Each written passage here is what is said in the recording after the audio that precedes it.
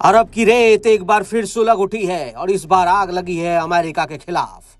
Houthi वही नाम जिसने कभी इजराइल के जहाजों को डुबाया, वही ताकत जिसने लाल सागर को कब्रगाह बना दिया था, अब सीधा वार कर रहा है अमेरिका पर। यमन के पहाड़ों से उठे इन विद्रोहियों ने एक बार फिर वैश्विक साम्राज्य की जड़ें हिला दी है और अब इन्होंने नया ऐलान कर दिया है।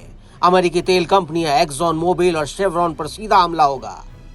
यमन के सना में बैठे हूती समर्थित संगठन एचओसीसी ने 13 अमेरिकी कंपनियों, 9 अधिकारियों और 2 तेल जहाजों पर प्रतिबंध का ऐलान कर दिया। ये सिर्फ घोषणा नहीं, अमेरिका के खिलाफ जंग का ऐलान है। दुनिया जानती है हूती सिर्फ बंदूकों से नहीं, मिसाइलों से जवाब देते हैं। पिछले साल जब इजराइल ने गाजा में हमला किया, हूती लड़ाकों ने लाल सागर को लाल कर दिया। अमेरिकी और इजरायली जहाजों को निशाना बनाना शुरू किया।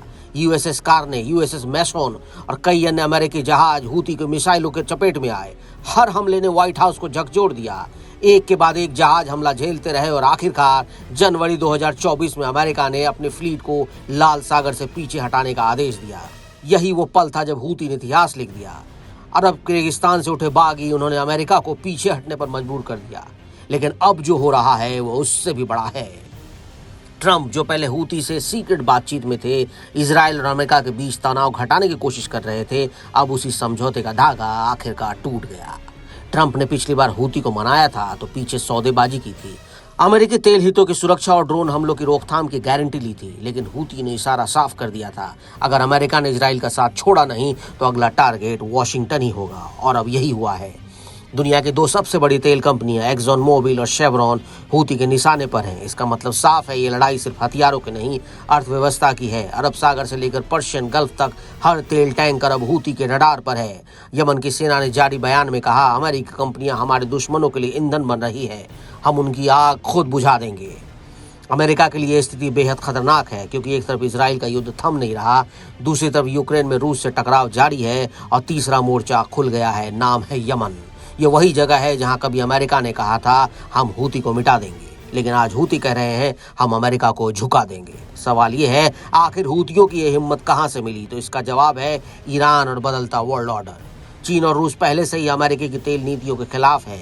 अब हूती उस तीसरे मोर्चे की तरह उभर रहे हैं जो आर्थिक युद्ध लड़ रहा है। ये एक ऐसा युद्ध जिसमें बम नहीं गिरते लेकिन तेल गिरता है और दुनिया की अर्थव्यवस्था कांप जाती है। दोहा, तेहरान और सना तीनों जगह से एक ही सिग्नल जा रहा है, अमेरिका अब सुरक्षित नहीं। ट्रंप चाहे कितनी भी कोशिश कर ले, हूती अब उनकी बात नहीं मानेंगे, क्योंकि हूती अब सिर्फ यमन के नहीं लड़ रहे, वो खुद को इस्लामी प्रतिरोध की अगली ताकत मानते हैं। उनका मानना है जब तक गाजा पर बम गिरेंगे तब तक अमेरिका के जहाज, उसके तेल और उनके अधिकारी सुरक्षित नहीं रहेंगे। अमेरिकी खुफिया एजेंसी अब ये समझ नहीं पा रही कि हूती की योजना क्या है। क्या ये सिर्फ सिंबॉलिक प्रतिबंध है या आने वाले दिनों में अमेरिकी टैंकर पर दोबारा मिसाइल हमला होने वाला है? इतिहास कहता है जब हूती कोई बयान देते हैं तो कुछ दिनों में आसमान में आग बरसती है। पेंटागन के सूत्रों के मुताबिक अमेरिकी नौसेना ने अपने जहाजों को फिर से हाई अलर्ट पर डाल दिया है। रडार चालू है, सैटेलाइट निगरानी जारी है और अरब सागर के ऊपर ड्रोन गश्त बढ़ गई है।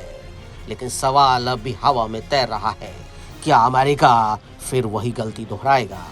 क्या हूती एक बार फिर दुनिया की सबसे बड़ी सेना को भगाने पर मजबूर कर देंगे?